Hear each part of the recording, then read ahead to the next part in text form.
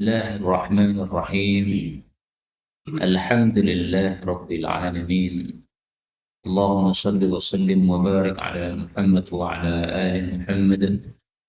اللهم انفعنا بما علمتنا وعلمنا ما ينفعنا وزدنا علما وبارك لنا في علمنا وارزقنا الإخلاص في القول والعمل كاملا وعلما نافعا لا ينسى وتوفيقا دائما وصحة ويقينا آمين يا رب العالمين. Alhamdulillah kaum muslimin rahimani wa rahimakumullah, karena kita sudah mendekati bulan Ramadan, 2 bulan lagi insyaallah, Rajab, Sya'ban dan Ramadan.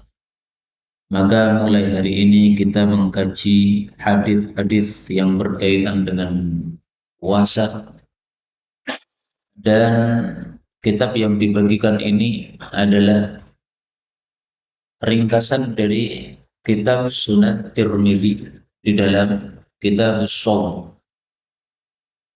Tidak semua hadisnya kita tampilkan, tetapi yang terulang-ulang kita hapus sehingga tersisa ada 110 hadis yang disebutkan di dalam kitab ini. Ini adalah merupakan ringkasan dari apa?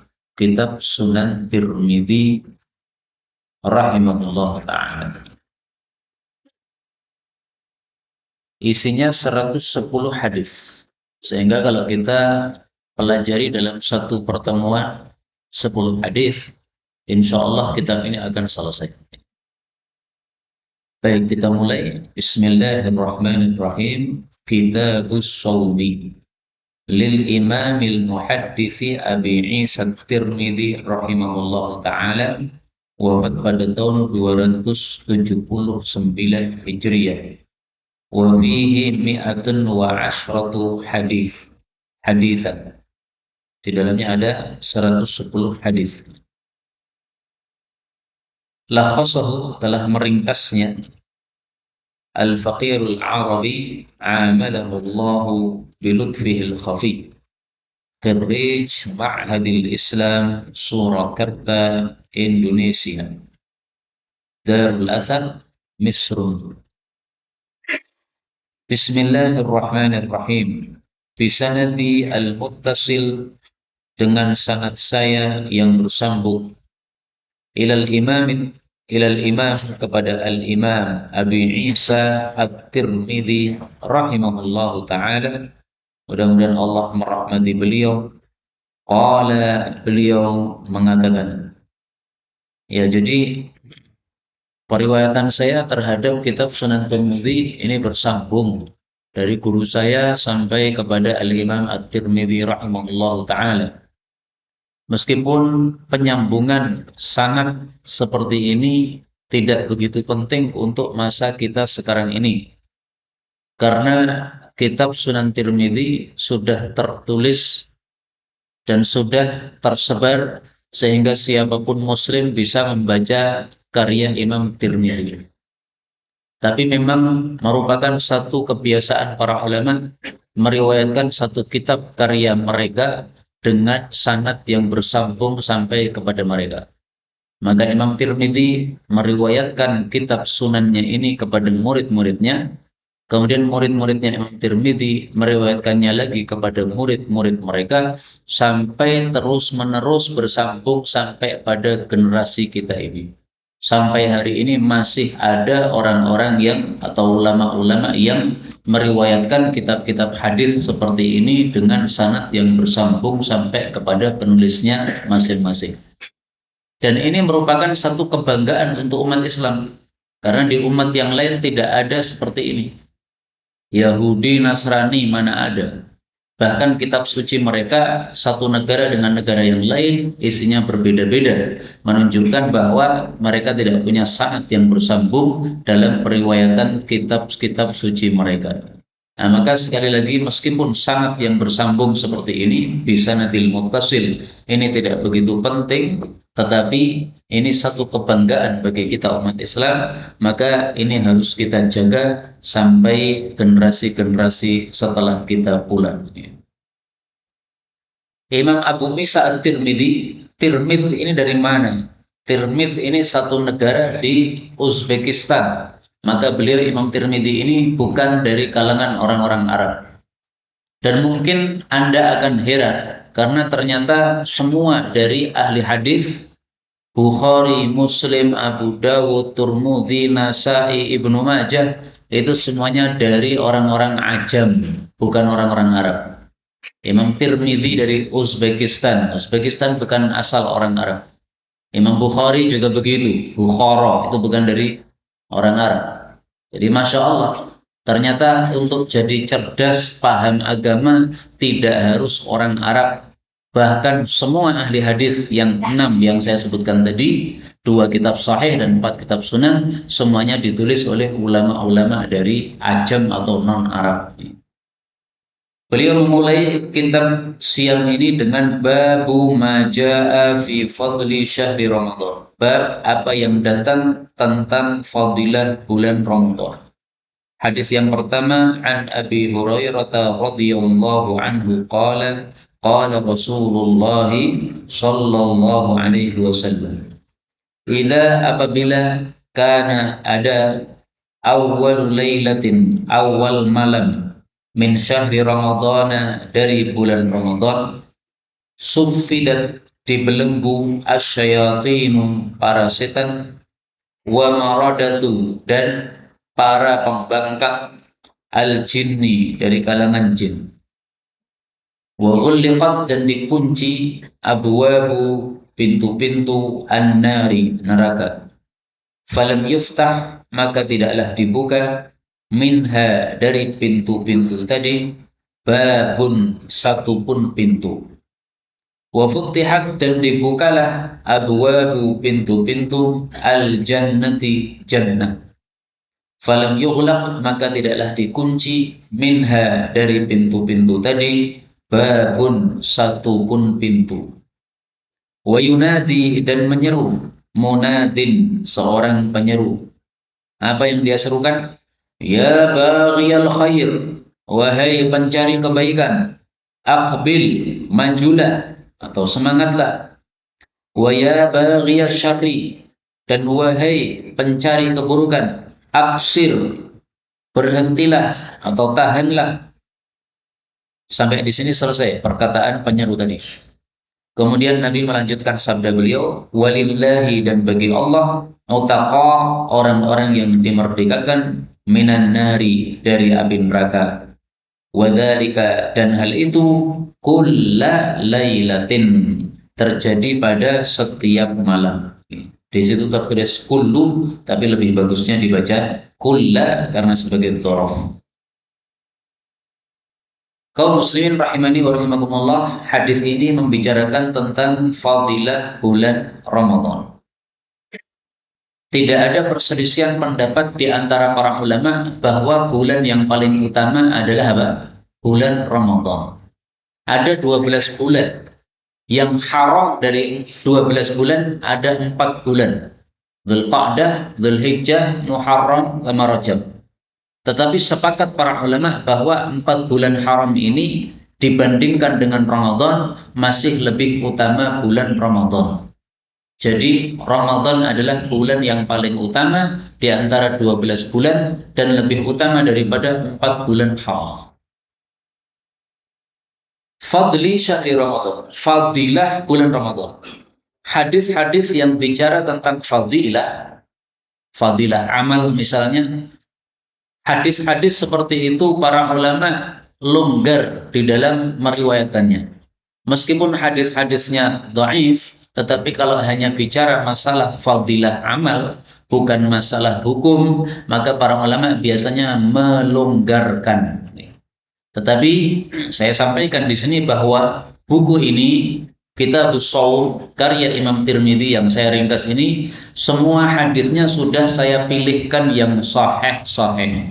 Kalau nanti ada yang dhaif, pasti ada penjelasan derajatnya dhaif.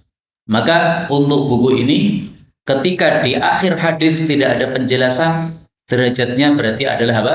Sahih. Contohnya hadis ini tadi, ini di akhirnya tidak ada penjelasan apa-apa, tidak ada kata-kata sahih atau dhaif atau hasan. Nah, ini berarti hadisnya sahih. Nanti kalau hadisnya dhaif akan saya kasih tanda huruf dhad. Nah, itu sebagai tanda bahwa hadisnya dhaif. Kemudian bulan Ramadan, nama Ramadan sendiri menunjukkan fadilah bulan Ramadan. Karena Ramadan itu artinya membakar. Membakar apa? Nah, mari kita lihat hadisnya. Meskipun saya jujur, ini hadisnya tidak sahih. Tapi sekali lagi, ini hanyalah fadilah sehingga saya sampaikan sebagaimana para ulama menyampaikan. Innama sesungguhnya tiada lain summiya Ramadan, disebut bulan Ramadan li'annahu karena sesungguhnya bulan tersebut yarmidu dzunuba, membakar dosa-dosa. Artinya dosa-dosa kita dihapuskan oleh Allah dengan sebab puasa dan amal-amal saleh kita pada bulan Ramadan. Kemudian dari hadis ini kita ambil beberapa faedah. Faedah yang pertama, bahwa pada bulan Ramadan terjadi beberapa perkara. Satu, setan-setan dibelenggu. Dua, pintu-pintu neraka yang jumlahnya 7 dikunci. Tiga, pintu-pintu surga yang jumlahnya 8 dibuka. Empat, ada seorang penyeru yang menyerukan setiap malam, wahai pencari kebaikan majulah, wahai pencari keburukan berhentilah. Lima, Allah memiliki hamba-hamba yang dimerdekakan dari neraka pada setiap hari dari bulan Ramadan tersebut. Ini 5 fadilah yang diberikan oleh Allah pada bulan Ramadan. Maka wajar kalau para ulama sepakat Ramadan adalah bulan yang paling utama. Kata-kata maradatul jin, para pembangkang jin, menunjukkan bahwa yang dibelenggu tidak semua jin atau tidak semua setan. Maka sudah pernah kita sampaikan dulu, setan-setan qarin termasuk yang tidak dibelenggu. Dalilnya apa? Rasulullah bersama istri beliau Sofiyah pada malam hari. Kemudian ada 2 orang sahabat Nabi laki-laki melihat Nabi bersama perempuan di kegelapan malam. Akhirnya keduanya bersegera meninggalkan tempat. Justru oleh Nabi dipanggil, perlahan-lahan, jangan tergesa-gesa. Ini perempuan hanyalah istri saya sendiri, Sofiyah, bukan siapa-siapa. Nah, maka keduanya kaget, subhanallah. Maksudnya, kami tidak mungkin suudzon kepada Anda ya Rasulullah. Maka beliau mengatakan, saya khawatir kalau setan itu melemparkan bisikan buruk pada hati kalian. Ini terjadinya pada bulan Ramadan. Maka menunjukkan bahwa setan qarin yang biasanya membisikkan bisikan buruk dalam hati manusia, itu pada bulan Ramadan masih bisa membisikkan bisikan buruk. Sehingga tidak termasuk yang dibelenggu oleh Allah Subhanahu wa Ta'ala. Kemudian di sini disebutkan pintu-pintu jannah dibuka. Dalam hadis yang lain bukan pintu jannah, tapi abwabus sama, pintu langit. Padahal hadisnya sama-sama sahih. Jadi gimana cara kompromikan? Pintu langit atau pintu jannah yang dibuka? Para ulama mengatakan disebut pintu langit itu maksudnya pintu jannah. Kenapa? Karena jannah itu tempatnya di atas. Sementara dalam bahasa Arab semua yang ada di atas disebut sebagai langit. Atap masjid ini kalau bocor, nah, maka boleh kita mengatakan langitnya bocor. Dalam bahasa Arab, segala sesuatu yang naik atau yang di atas disebut apa? As-sama. Maka 2 hadis itu tidak bertentangan. Yang dibuka memang pintu jannah. Kemudian munadin, seorang penyeru yang menyeru pada malam Ramadan. Ini siapa ini? Ini bisa 2 kemungkinan. Kemungkinan pertama maksudnya adalah malaikat yang ditugasi oleh Allah untuk menyerukan seruan tersebut. Yang kedua, ini maksudnya adalah bisikan hati dalam masing-masing tubuh kita. Karena dalam tubuh manusia ini ada wa'id minallah, ada penasihat dari Allah, yaitu bisikan-bisikan yang baik. Nah, bisikan itulah yang dimaksud munadin atau penyeru dalam hadis ini menurut sebagian ulama. Maka ada 2 kemungkinan. Bisa jadi itu malaikat, bisa jadi itu adalah bisikan hati masing-masing kaum muslimin. Kemudian yang terakhir, wadzalika kulla lailah. Hal itu terjadi setiap malam. setiap malam ini juga ada dua kemungkinan tafsir. Kemungkinan yang pertama, maksudnya setiap malam adalah setiap malam dari bulan Ramadan. Kenapa beliau mengatakan setiap malam? Karena tadi di awal hadis beliau mengatakan awal lailah, di awal malam Ramadan, setan dibelenggu dan sebagainya. Nah, supaya orang tidak salah paham bahwasanya dibelenggunya setan itu hanya di awal malam, maka Nabi tutup hadis ini dengan kalimat ini, wadzalika kullailah. Itu terjadi setiap malam. Jadi tidak hanya tanggal 1 Ramadan saja, tapi berlanjut juga tanggal 2, tanggal 3 sampai tanggal 30 Ramadan. Kemungkinan yang kedua, wadzalika kullailah, dan itu terjadi setiap malam. Ini maksudnya adalah setiap malam sepanjang tahun. Kalau itu diartikan setiap malam sepanjang tahun, maka ini tidak kembali kepada semua kalimat hadis, tapi hanya kembali kepada kalimat terakhir, yaitu adanya penyeru yang menyerukan, wahai pencari kebaikan majulah, wahai pencari keburukan berhentilah. Nah, ini sebenarnya setiap malam ada malaikat yang menyeru seperti ini. Tetapi seruan tersebut lebih kuat efeknya pada bulan Ramadan, sehingga kita lebih semangat untuk melakukan amal-amal kebaikan pada bulan Ramadan. Dan itu kita rasakan sendiri-sendiri dalam hati kita. Pada bulan Ramadan kita sering ngambil mushaf Quran, dilit-dilit sholat sunnah meneh, sholat sunnah meneh. Nah, ini menunjukkan bahwa apa? Semangat kita untuk beramal kebaikan pada bulan Ramadan memang meningkat. Itu efek dari adanya penyeru ini, ya baghiyal khairi aqbil wa ya baghiyal syarri aqsid. Kita berdoa kepada Allah, mudah-mudahan kita dipertemukan dengan Ramadan dalam keadaan barakah yang sempurna, amin ya rabbal alamin. Kita lanjutkan hadis yang kedua. Wa an Abi Hurairah radhiyallahu anhu qala qala Rasulullah sallallahu alaihi wasallam, man shama, barang siapa yang puasa Ramadan pada bulan Ramadan, wa qamahu, dan qiyamul lail padanya, tarawih, imanan, dalam keadaan iman atau karena iman, wa ihtisaban, dan karena mengharap pahala, ghufira lahu, pasti diampuni baginya, ma taqaddama, apa yang telah lewat, min dzambihi, dari dosa-dosanya. Wa man qama, dan barang siapa yang qiyamul lail lailatul qadar, pada lailatul qadar, imanan wa ihtisaban, karena iman dan mengharap pahala, ghufira lahu, pasti diampuni baginya, ma taqaddama, apa yang telah lewat, min dzambihi, dari dosa-dosanya. Ini hadis tidak ada penjelasannya, berarti derajatnya sahih. Hadis ini menunjukkan fadilah dua amalan pada bulan Ramadan.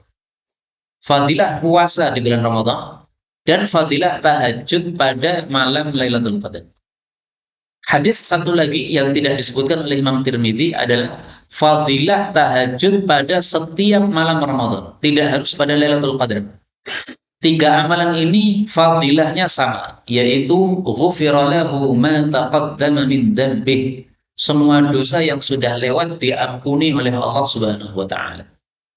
Karena itu, hadis ini termasuk bukti rahmatnya Allah kepada umat Islam. Kita manusia ini pasti punya dosa. Nah, oleh Allah sudah disiapkan alat-alat penghapus dosa. Harian ada, pekanan ada, tahunan juga ada. Untuk harian, sholat 5 waktu. Ini menghapus dosa-dosa antara sholat-sholat tersebut. Untuk pekanan, Jumat sampai Jumat berikutnya, ini menghapus dosa antara 2 Jumat. Untuk tahunan, Ramadan sampai Ramadan berikutnya, ini menghapus dosa-dosa antara 2 Ramadan tersebut.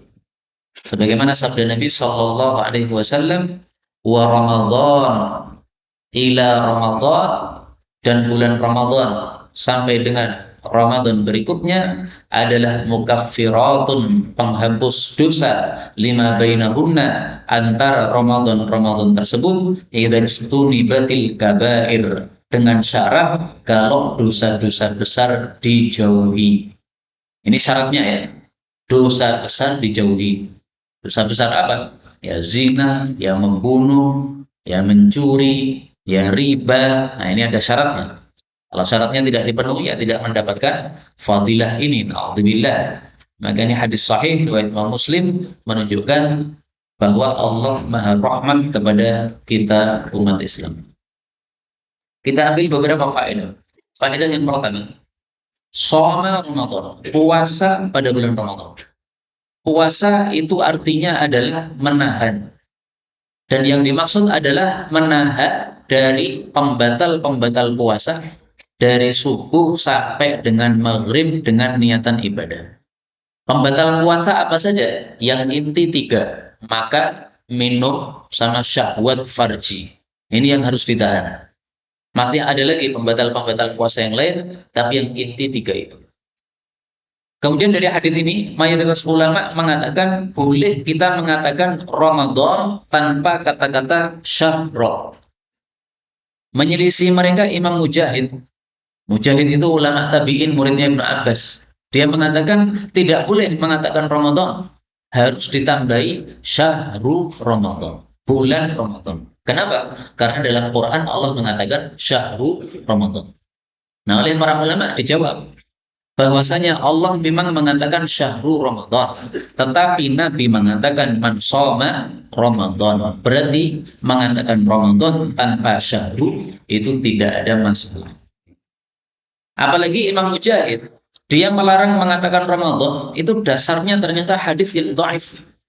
Hadis yang dhaif mengatakan jangan menyebut Ramadan karena Ramadan adalah nama Allah. Maka kalau kita mengatakan Ramadan seolah-olah jangkar kepada Allah Subhanahu wa taala. Nah, ini hadisnya tidak sahih dari Nabi sehingga tidak bisa dijadikan sebagai dalil. Nah, maka orang-orang mengatakan marhaban ya Ramadan, enggak ada masalah. Tidak harus ya syahrul Ramadan. Kemudian dalam hadis ini Nabi mengatakan yang diampuni hanyalah ma taqaddam, apa yang sudah lewat dari dosanya saja. Jadi hanya dijamin dosa yang sudah lewat saja. Dosa yang akan datang tidak ada jaminan. Kenapa? Karena dosa yang akan datang diampuni oleh Allah ini hanya khusus untuk Nabi Muhammad SAW. Ini dimasukkan oleh para ulama dalam khasa'is, yaitu kekhususan yang diberikan kepada Nabi Muhammad SAW. Dan itu dalilnya di dalam surah Al-Fatih ayat 2. Allah mengatakan liyaghfir lakallahu ma taqaddama min dhanbika wa ma ta'akhkhar. Supaya Allah mengampuni untuk kamu apa yang sudah lewat dari dosa-dosamu dan apa yang akan datang. Nah, ini menunjukkan khusus bagi Rasulullah sallallahu alaihi wasallam. Karena itu dari sini kita bisa ambil kaidah. Semua hadis yang menjanjikan amalan ini menyebabkan dosa-dosa yang akan datang diampuni semuanya, ini pasti hadisnya tidak sahih. Kenapa? Ini khusus bagi Rasulullah sallallahu alaihi wasallam. Enak kita sudah punya kaidah sehingga menemukan apapun hadis yang mengatakan seperti itu pasti tidak sahih. Kemudian di sini ada istilah Lailatul Qadar. Insya Allah akan kita bahas secara lebih panjang lebar pada babnya nanti ketika sudah masuk pada bab Lailatul Qadar. Kita hanya terjemahkan di sini Lailatul Qadar begitu saja. Adapun penjelasannya secara rinci pada babnya yang akan datang insyaallah taala. Kita lanjutkan bab yang berikutnya, bab majaa, bab apa yang datang. La taqaddam, janganlah kalian mendahului asyhara, bulan Ramadan, bisaumin, dengan puasa. Maksudnya hadis yang bicara tentang larangan mendahului Ramadan dengan puasa sebelum Ramadan, puasa sunnah.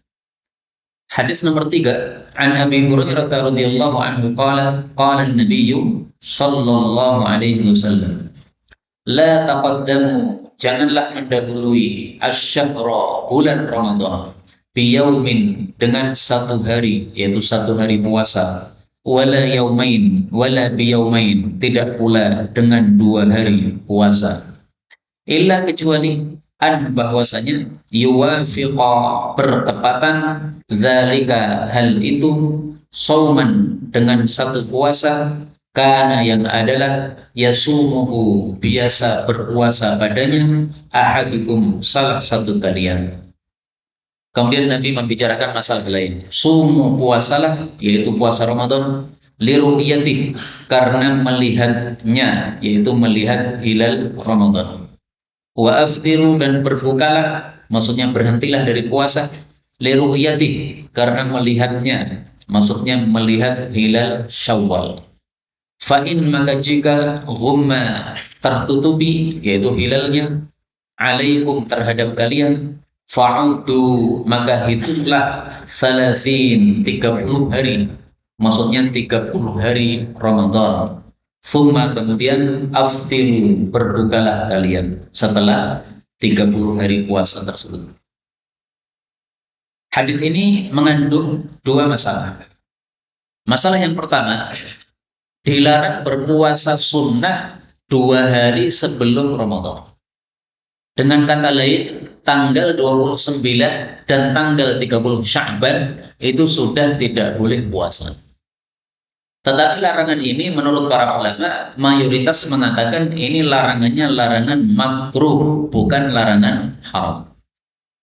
Adapun hari yang haram dilakukan puasa padanya dalam 1 tahun hanya 5 hari.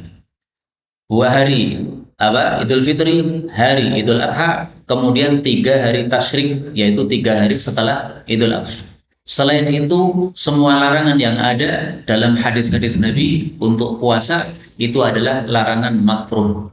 Larangan puasa hari Jumat, larangan puasa hari Sabtu, larangan puasa hari ini, hari itu. Nah, itu semuanya hanyalah apa? Makruh. Tapi saya jujur, sebagian ulama ada yang memahami hadis ini bahwa larangannya haram. Maka mereka mengatakan haram puasa 2 hari sebelum bulan Ramadan.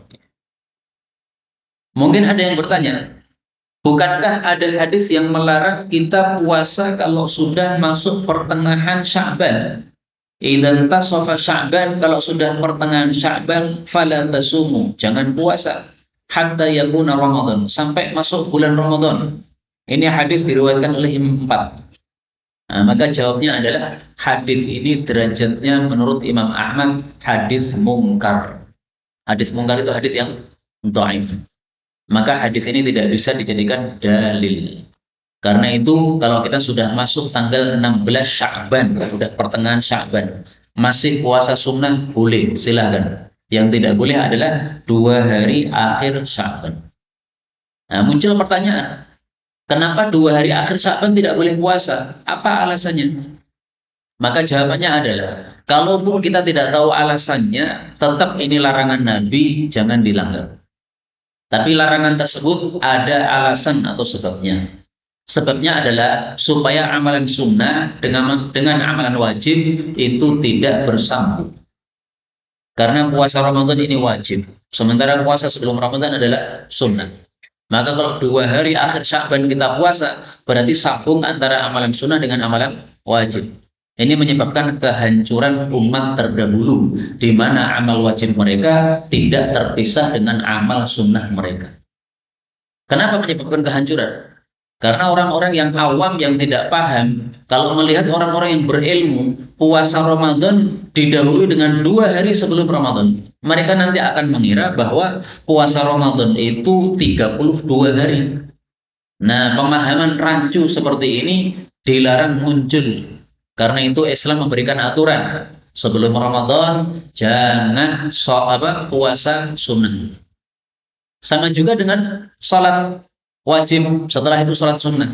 Tidak boleh setelah salam langsung berdiri sholat sunnah, tidak boleh. Ibnu Abbas mengatakan, kalau kamu pengen sholat sunnah, setelah sholat wajib, kamu ajak bicara orang sebelah kamu. Ditanya misalnya, Assalamualaikum, gimana kabar, sehat? Sudah, berdiri, baru kemudian kita sholat sunnah. Kenapa saya ngobrol dulu? Karena dengan ngobrol ini orang paham semuanya. Oh, ini sudah ngobrol, berarti sudah selesai sholatnya. Berarti dia sholat 2 rakaat lagi, itu nambah sholat sunnah. Maka kalau ada orang setelah sholat zuhur 4 rakaat, tiba-tiba berdiri langsung 2 rakaat, tanpa ada pemisah ngobrol dengan orang sebelahnya, ini menyebabkan kerancuan bagi orang yang tidak paham. Dikira sholat zuhur itu apa? 6 rakaat, 4 tambah 2 berarti 6 rakaat. Nah, itulah alasannya kenapa dilarang puasa sunnah sebelum Ramadan ini.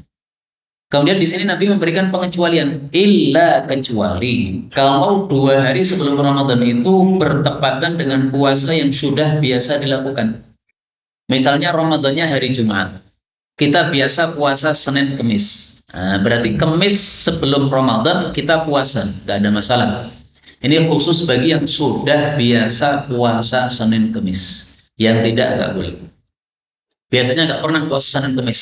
Ngepasi Sya'ban dilakukan puasa Senin Kemis. Silahkan, tapi jangan sebelum Ramadan 2 hari. Kalau sudah 2 hari sebelum Ramadan sudah nggak boleh. Kenapa? Panjenengan tidak biasa puasa Senin Kemis. Dari sini kita ambil pelajaran juga bahwa Islam itu sangat menyukai amal yang istiqomah. Maka karena saking sukanya Islam terhadap amalan yang istiqomah, yang semestinya terlarang jadi tidak terlarang. 2 hari sebelum Ramadan nggak boleh puasa. Tapi supaya istiqomah amalan sunnahnya, maka boleh untuk tetap puasa bagi orang yang sudah terbiasa tersebut. Ini menunjukkan apa? Pentingnya istiqomah. Maka para ulama mengatakan al-istiqamah afdalul karamah. Istiqamah adalah paling utamanya karamah yang diberikan oleh Allah Subhanahu wa taala. Ada cerita seorang ulama sufi mempunyai murid, bertahun-tahun murid ini menyertai beliau. Setelah bertahun-tahun menyertai beliau, maka dia bertanya, memberanikan bertanya, Pak Kiai, saya sudah lama ngaji sama panjenengan. Kok saya tidak pernah melihat kekeramatan sama sekali? Maka ditanya, kekeramatan apa? Itu orang-orang katanya bisa terbang, katanya bisa melewati air, bisa melewati sungai tanpa menaiki kapal. Panjenengan nggak pernah terlihat seperti itu. Nah, maka beliau bertanya, apakah kamu pernah melihat saya sholat jamaah terlambat? Enggak pernah. Apakah kamu pernah selama bertahun-tahun ngaji sama saya ini melihat saya tidak sholat tahajud 1 malam saja? Tidak pernah. Nah, itulah istiqomah. Istiqomah itu adalah afdalul karamah. Karamah yang lebih mulia. Lebih mulia daripada bisa terbang, bisa melewati air dan sebagainya tadi. Belum tentu orang yang bisa melewati air itu adalah yang betul-betul karamah dari Allah. Bisa saja itu dari setan. Karena dia dibantu oleh para jin, para setan tersebut. Jadi dia orang biasa sebenarnya. Tidak punya amalan yang istimewa. Tapi oleh jin dibantu sehingga bisa terbang dan sebagainya. Nah, ini karamah yang diberikan oleh Allah, tidak harus seperti itu. Kemudian masalah yang kedua dari hadis ini, Rasulullah menetapkan bahwa puasa Ramadan dan berhenti dari puasa Ramadan itu adalah li ru'yati, karena ru'yat hilal, melihat hilal. Jadi bukan karena hisab. Dan ini masalah yang sudah disepakati para sahabat. Karena itu jangan sekali-kali kita menggunakan metode hisab.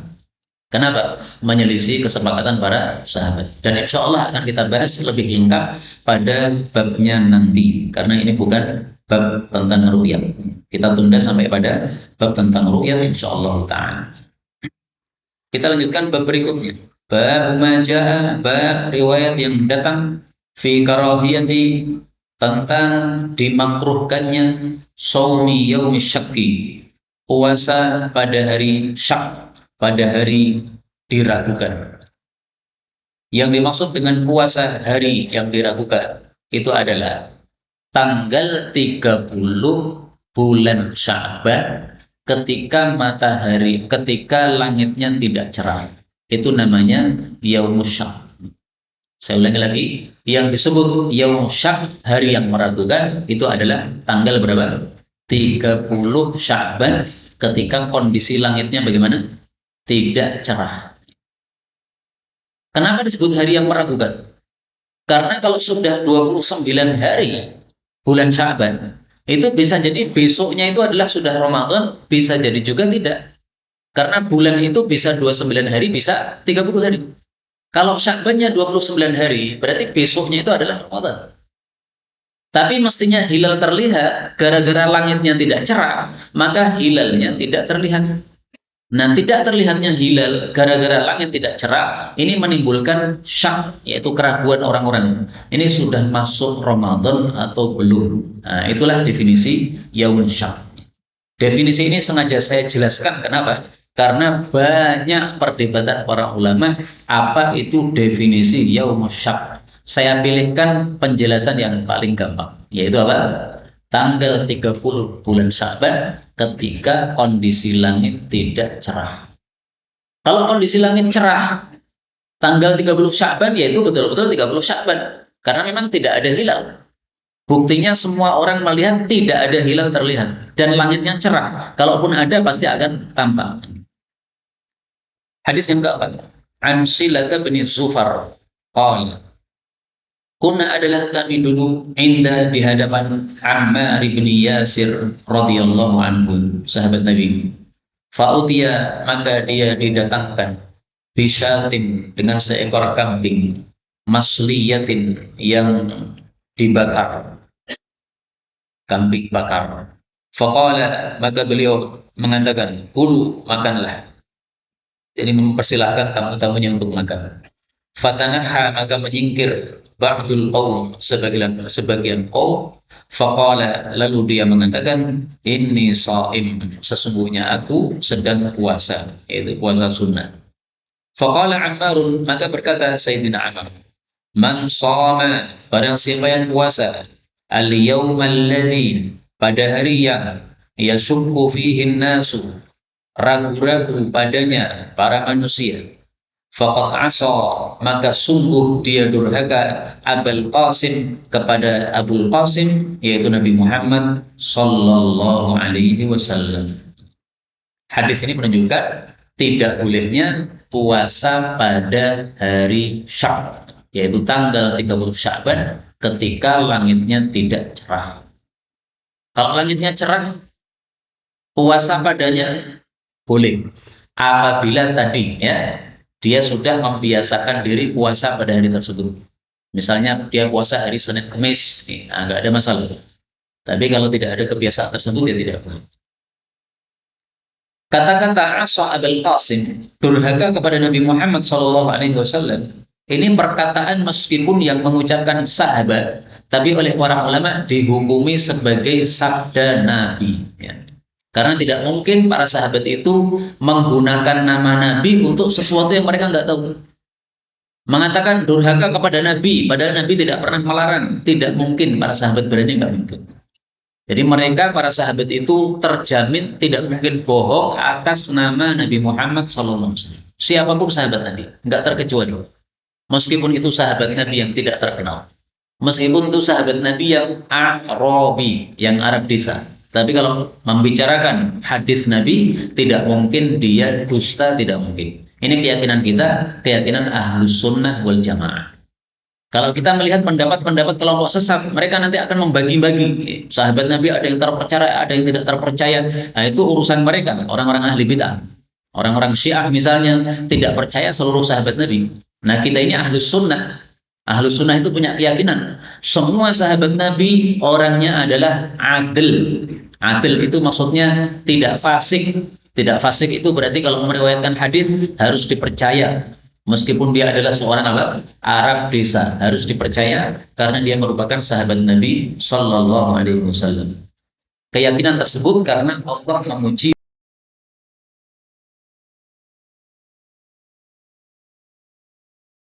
beliau. Kemudian Abul Qasim. Kenapa Nabi Muhammad dijuluki dengan Abul Qasim? Karena putra pertama beliau namanya Qasim. Nabi itu putranya ada 7 putra. 3 laki-laki, 4 perempuan. Yang 4 kita sudah tahu semuanya. Fatimah paling kecil, kemudian Zainab, kemudian Ruqayyah, kemudian Ummu Kulthum. Ini 4 putri Nabi, semuanya hidup dalam kondisi dewasa. Tambah 3 lagi laki-laki, semuanya mati ketika masih kecil. Qasim ini anak pertama Nabi laki-laki. Mati ketika usia sekitar 1,5 tahun. Menurut sebagian riwayat, ada perselisihan pendapat di antara mereka. Kemudian yang kedua, ada namanya Abdullah, yang dijuluki dengan istilah At-Tahir. Ini juga mati ketika masih kecil. Kemudian yang ketiga, namanya Ibrahim. Ini bukan dari istri Nabi, dari budak Nabi. Mati juga ketika masih kecil, usia 1,5 tahun. Nah, maka putra Nabi ada 7, yang hidup bersama Nabi sampai dewasa hanya 4, semuanya putri, sementara 3 laki-laki, ini semuanya sudah mati ketika kecil. Inilah sebabnya Nabi disebut sebagai Abul Qasim, ini anak laki-laki pertama beliau. Kemudian Imam Tirmidzi menjelaskan perbedaan pendapat di antara para ulama dalam bab ini. Wal amalu ala hada, dan pengamalan berdasarkan hadis ini inda aktsari ahli ilm, menurut mayoritas para ulama, min ashabin Nabi sallallahu alaihi wasallam, dari sahabat Nabi, wa man ba'dahu minat tabi'in, demikian juga ulama setelah mereka dari kalangan tabi'in. Wabihi, dan dengan pendapat inilah yaqulu Sufyan ats-Tsauri, berpendapat Imam Sufyan ats-Tsauri, wa Malik bin Anas, wa Abdullah ibn Mubarak, wa Syafi'i, wa Ahmad, wa Ishaq, karihu, mereka semuanya membenci, ayyasumar rajulun, bahwasanya seseorang berpuasa, al-yawmal ladzi yushakku fi, pada hari yang diragukan padanya. Wara'a aktsaruhum, dan berpendapat mayoritas mereka, insamahu, kalau dia nekat berpuasa padanya, fakana min syahri Ramadan, ternyata itu betul termasuk dari bulan Ramadan, ayyak dia yauman makana, dia tetap harus mengqadha satu hari sebagai ganti darinya. Jadi seandainya ada orang yang puasa pada yaumus syak, ternyata Ramadan pada bulan tersebut, pada tahun tersebut terhitung hanya 28 hari. Padahal ini tidak mungkin. Karena bulan itu minimalnya berapa? 29 hari. Nah, berarti hari Syak yang kemarin itu pasti tanggal 1 Ramadan itu. Nah, meskipun seseorang sudah berpuasa padanya, tetap harus diganti pada hari yang lain. Jadi dia dianggap tetap masih puasa baru 28 hari, maka harus menambah satu hari yang lain sebagai ganti dari kekurangan puasa pada bulan tersebut. Mudah-mudahan bisa dipahami. Dan ini penjelasan Imam Turmudi, ini memberikan penjelasan kepada kita bahwa ulama-ulama yang ahli ijtihad itu tidak hanya 4 orang. Tidak hanya Abu Hanifah, Malik, Syafi'i, Hambali, Ahmad, ya, tidak hanya 4 ini. Ini semuanya ulama-ulama ahli ijtihad ini. Imam Sufyan ats-Tsauri, Malik bin Anas, ini Imam Malik pemilik apa? Mazhab Maliki. Abdullah bin Mubarak, ini juga ulama mujtahid ahli ijtihad. Imam Syafi'i, Imam Ahmad. Ishaq, ini maksudnya Ishaq ibnu Rahuyah, ini temannya Imam Ahmad bin Hanbal. Jadi ulama-ulama ahli ijtihad tidak hanya 4 orang. Meskipun sekarang yang tersisa hanya 4 madhab, tapi bukan berarti madhab hanya 4. Madhab fikih itu ada banyak. Setiap ulama yang sudah mencapai derajat ahli ijtihad, itu dia punya madhab sendiri. Maka ada madhab Tsauri, ada madhab Ibnu Mubarak, ada madhab Ishaq bin Rahuyah, ada madhab Imam Tabari, ada madhab Imam Laits, ada madhab Imam macam-macam, banyak sekali. Tapi mazhab-mazhab itu semuanya sudah punah semuanya setelah mereka mati karena tidak diteruskan oleh murid-murid mereka. Yang tersisa hanya 4 mazhab yang kita kenal. Nah, dengan membaca kitab Sunan Turmudi ini, kita jadi ngerti siapa-siapa ulama-ulama pendiri mazhab-mazhab yang sudah punah mazhab-mazhab mereka. Ini salah satu contohnya ya. Ats-Tsauri, kemudian Ibnu Mubarak, kemudian Ishaq bin Rahuyah. Kita lanjutkan bab berikutnya, bab majaan, bab apa yang datang fi ihsa'i hilal Sya'ban, tentang menghitung hilalnya bulan Sya'ban li Ramadan, untuk menyambut Ramadan. Hadis yang kelima, an Abi Hurairah radhiyallahu anhu qala qala Rasulullah sallallahu alaihi wasallam, ahsu, hitunglah hilal Sya'ban, hilalnya bulan Sya'ban, li Ramadan, untuk mengetahui Ramadan atau untuk menyambut Ramadan. Jadi maksudnya Nabi, kalau sudah masuk bulan Sya'ban, itu dihitung tanggal 1 Sya'ban kapan. Kenapa dihitung begitu? Supaya kita tahu tanggal 1 Ramadan kapan. Karena bulan Arab itu hanya 2 kemungkinan. Ada kalanya 29 hari, ada kalanya 30 hari.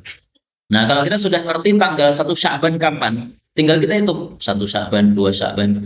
Kalau sudah 29 Sya'ban, nah itu saatnya kita bersiap-siap ngintip, ngincer ada nggak hilal Ramadan. Karena sudah 29 hari, maka bisa jadi Sya'bannya hanya 29 hari, berarti besok itu adalah Ramadan. Kalau kita lihat ternyata hilal tidak terlihat, nah Nabi sudah memberikan penjelasan tadi. Kalau hilalnya tidak terlihat, lanjutkan Sya'bannya jadi 30 hari. Berarti Ramadannya besok lagi. Demikian juga nanti Ramadan, kita hitung juga. 1 Ramadan, 2 Ramadan, sampai 29 Ramadan. Kalau sudah 29 Ramadan, kita ngincer lagi. Ada nggak hilal Syawal? Kalau hilal Syawal terlihat, berarti Ramadannya hanya 29 hari. Kalau tidak terlihat, berarti kita disuruh Ramadannya 30 hari. Jadi menghitungnya jangan dari awal Ramadan, tapi menghitungnya dari awal Sya'ban. Maka hadis ini masih bisa kita terapkan besok. Ini kita masih bulan Rajab nih. Nanti kalau sudah akhir Rajab, kita hitung. Ini sudah 1 Sya'ban, sehingga nanti kita ngerti berapa tanggal 1 Ramadan.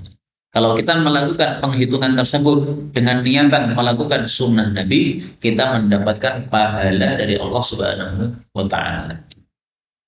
Kita lanjutkan bab berikutnya. Bab bab apa yang datang an-shauma, bahwasanya puasa itu li ru'yatil hilal, karena melihat hilal, wal iftar, dan berbuka itu lahu, juga karena hilal.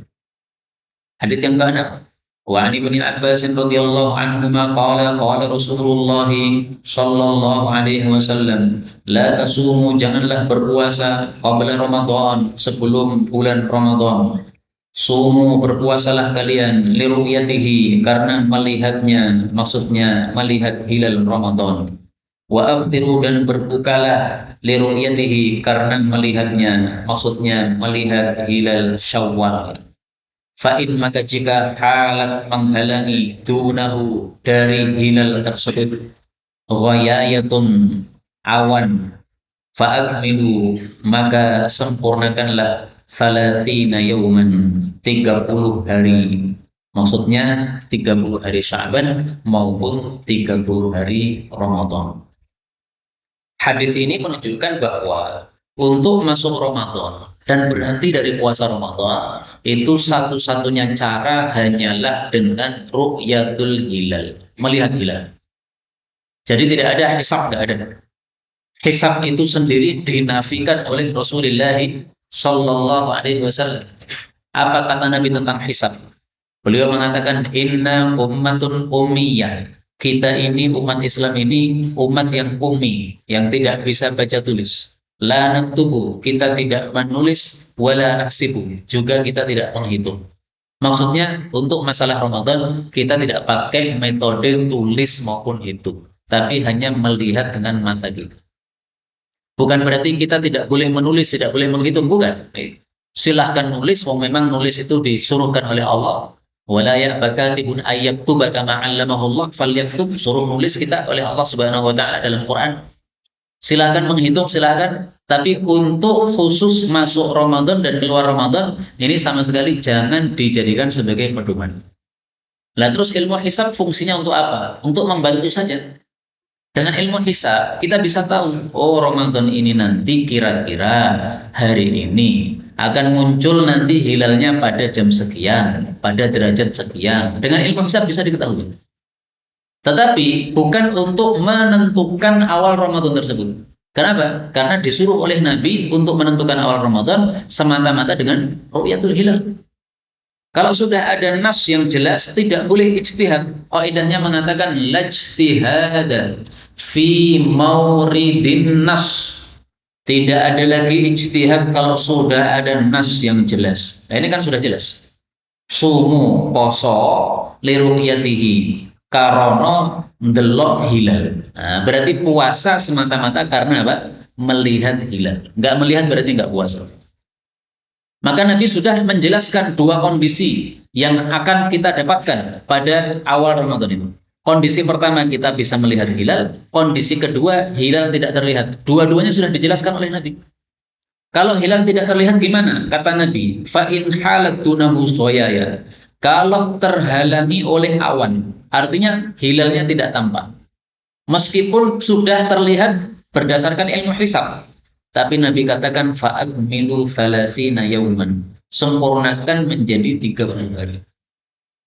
Karena itu masalah ini kita tidak ragu-ragu untuk mengikuti ru'yat bukan hisab. Kenapa? Ini sudah jelas nas dari Nabi. Dan yang kedua, ini sudah merupakan ijma' atau kesepakatan para sahabat Nabi. Nah, terus bagaimana saudara-saudara kita yang pakai hisab? Saudara-saudara kita pakai hisab, tidak usah kita bertengkar dengan mereka, biarkan mereka pakai hisab, karena mereka meyakini bahwa boleh memakai hisab, tapi saya ingin jelaskan bahwa hal tersebut menyelisihi kesepakatan para sahabat. Padahal yang namanya kesepakatan ulama, apalagi ulama sahabat, itu tidak mungkin salah, tidak mungkin. Rasulullah Shallallahu Alaihi Wasallam bersabda, Innallaha sesungguhnya Allah la yajma' ummati tidak akan mengumpulkan umatku illa ala huda kecuali di atas petunjuk atau kebenaran. Ini dalil menurut para ulama bahwa kesepakatan ulama itu pasti benar. Nah sekarang kalau memang kesepakatan ulama apalagi ulama sahabat pasti benar, kenapa masih ada pendapat hisab tersebut? Itu asal muasalnya dari mana pendapat itu? Nah, pendapat itu sebenarnya asal muasalnya memang dari masa salaf juga, masa ulama tabi'in. Di masa sahabat Nabi nggak ada yang pakai hisab. Di masa tabi'in ada satu orang pakai hisab, Imam Mutarrif bin Abdullah bin Syikhir. Dia seorang ulama tabi'in, bapaknya adalah seorang sahabat Nabi. Tapi dia menggunakan ilmu hisab ini untuk dirinya sendiri. Dia merasa saya punya ilmu hisab, saya bisa ngitung kapan itu muncul hilal, kapan tidak. Nah, maka dia pakai hitungan sendiri, kemudian dia berpuasa untuk dirinya sendiri berdasarkan hisab tadi. Untuk manusia dia suruh tetap seperti sabda Nabi. Kenapa? Karena kalian tidak bisa ilmu hisab, saya bisa ilmu hisab. Maka saya untuk diri saya sendiri saya pakai hisab. Kalian tetap harus pakai ru'yah. Nah, tapi kemudian pendapat itu lama-lama menyebar. Akhirnya kemudian dimunculkan oleh Al-Imam Ibnu Suraiz. Akhirnya setelah itu pendapat itu jadi tenar. Sampai hari ini umat Islam terpecah jadi dua. Karena itu alangkah bagusnya kalau kita hidup di masa para sahabat. Gak ada perbedaan pendapat. Semuanya menetapkan Ramadan dan Syawal berdasarkan ru'yat, gak ada yang pakai hisab. Dan itu kondisi yang lebih bagus ketika umat Islam bisa bersatu dalam masalah ibadah mereka seperti ini. Kita lanjutkan bab yang ketujuh. Bab berikutnya, bab maja'a, bab riwayat yang datang anna syahra, bahwasanya bulan itu yakunu terjadi tis'an wa ishrin, 29 hari. Artinya kadang-kadang 29 hari, kadang-kadang 30 hari.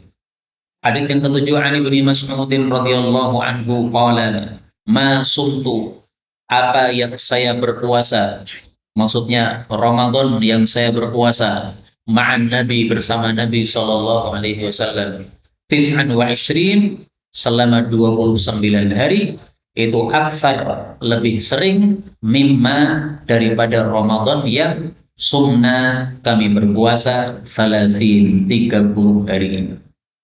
Hadis yang ke-8 hampir sama, an Anas radhiyallahu anhu qala qala Rasulullah sallallahu alaihi wasallam, asyhru, bulan itu tis'un wa ishrun, 29 hari. Maksudnya kadang-kadang 29 hari. Hadis ini bicara tentang bulan Arab. Bulan-bulan apa?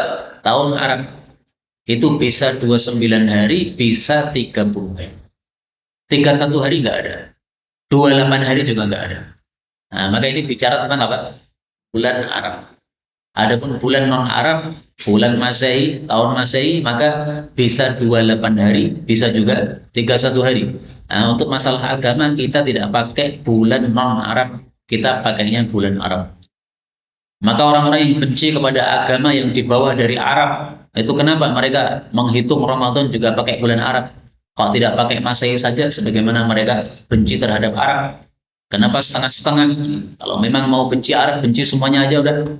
Salatnya nggak usah pakai bahasa Arab udah, nggak pakai Allahu Akbar. Azannya juga nggak usah pakai Allahu Akbar. Kalau memang benci kepada apa? Ajaran yang dibawa dari Arab. Memang agama Islam itu sumbernya dari Arab. Mau dari mana lagi? Dari Nabi Muhammad SAW, itu orang Arab. Kalau ada ajaran Islam yang sumbernya bukan dari Arab, nah itu berarti bukan Islam yang sesungguhnya. Islam ngawur itu. Karena Nabi Muhammad itu pembawa pertama kali ajaran Islam Al-Quran ini. Beliau dari Arab. Maka tidak ada alasan untuk menolak ajaran yang datang dari Arab. Dari Arab memang Allah takdirkan mereka yang mendapatkan fadilah tersebut. Sampai di sini sudah kita baca 8 hadis karena waktu yang membatasi kita. Maka insya Allah bab berikutnya akan kita baca pada waktu yang lain. pada hadis yang ke-9 insyaallah taala. Sisa waktu kalau ada pembahasan maka dipersilahkan.